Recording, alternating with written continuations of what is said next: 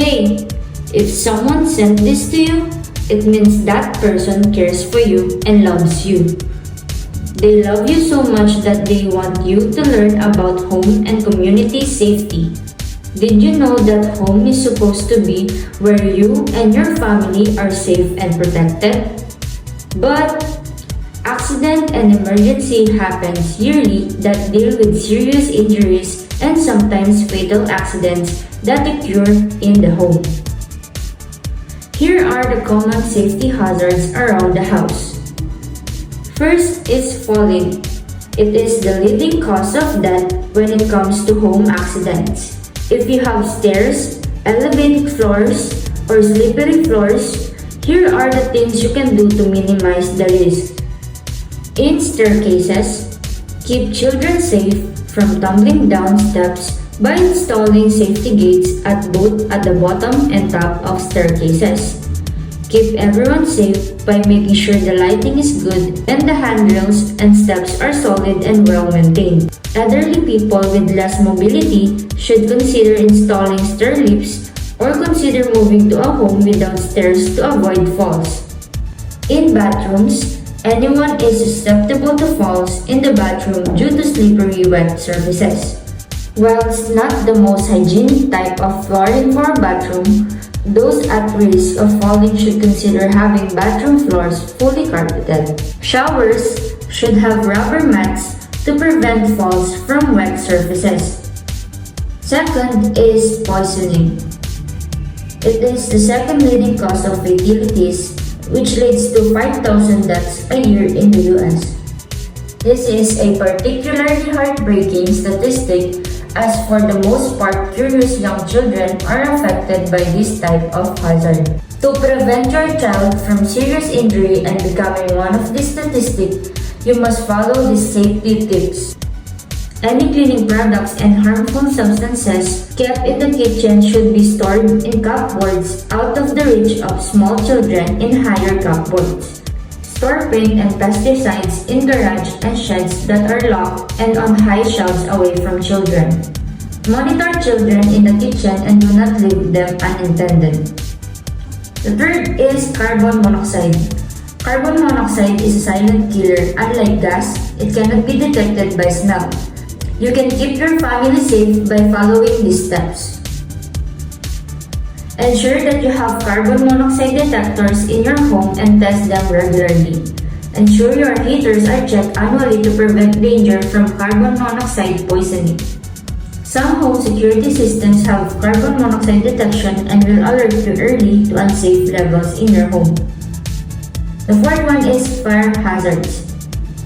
Follow these steps to avoid fatalities and devastating burns to loved ones as well as damage to your home and belongings. Install smoke detectors in the kitchen, bedrooms, and basement.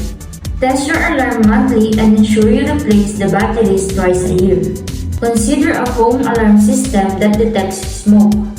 This will not just raise an alarm like a usual smoke detector, but it will contact the local fire department and help will be on its way.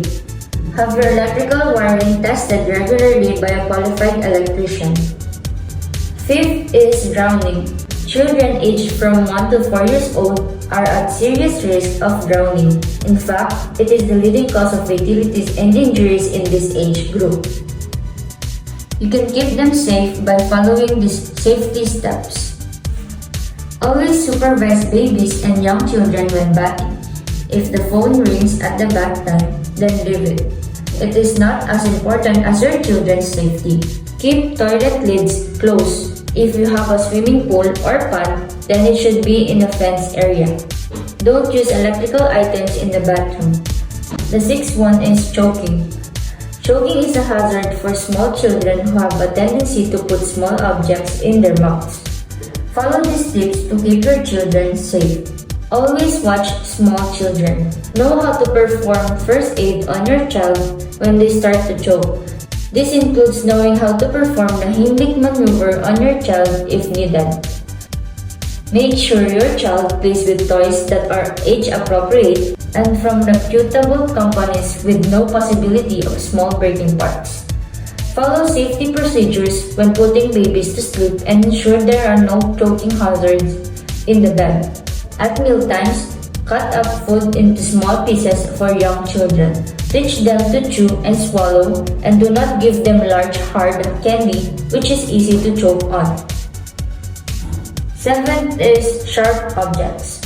We all have plenty of sharp objects around the home that are necessary, but in the hands of small children, they can be lethal.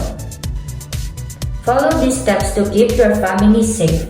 Keep kitchen knives and graters away from children in locked drawers. Learn how to use knives safely and efficiently.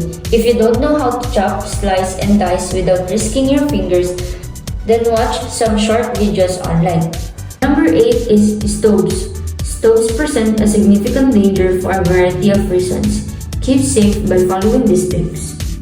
Use the burners at the back because it can make it more difficult for children to reach up. Pan handles should face inwards so that children cannot grab them. Correct installation is essential to make sure that the stove does not tip over. Number 9 is dishwashers. Dishwashers are a great time-saving addition to any household, but they do pose a danger. Follow these steps to avoid accident occurring. Ensure that when you place knives and forks in the dishwashers, blades and prongs are facing downwards to avoid cuts. Unload the dishwasher after use so that small children are at minimal risk of getting their hands on sharp objects, or wash them separately. Never leave the dishwasher preloaded with detergent. Lastly is suffocation. Toddlers and young children are at risk of suffocation in your home. Follow these simple steps to avoid accidents and potential fatalities. Keep trash bags away from children and other bags that are hazards. Keep strings and cords and ropes out of the reach of children. In particular, pay attention to curtains that have cords and make sure beds are not near this strangling hazard.